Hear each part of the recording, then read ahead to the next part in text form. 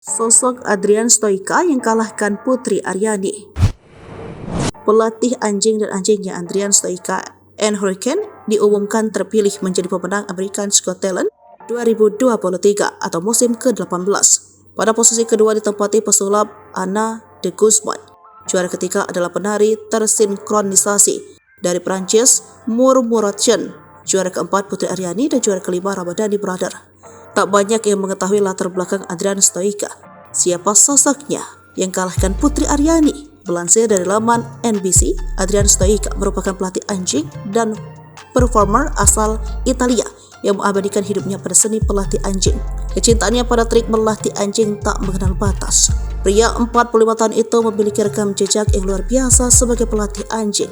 Dia memiliki 6 gelar kejuaraan dunia anjing cakram. Di Stock World Championship, Adrian telah tampil dari panggung ke panggung selama kurang lebih 8 tahun. Mereka memukau penonton dengan pertunjukan pelatihan anjing dan menunjukkan ikatan antara manusia dan hewan.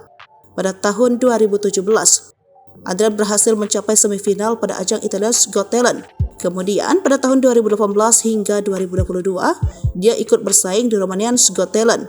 Perjalanannya di America's Got Talent 2023 dimulai dari babak audisi. Keduanya melakukan berbagai trik anjing seperti melakukan tos, menyelesaikan rintangan untuk anjing.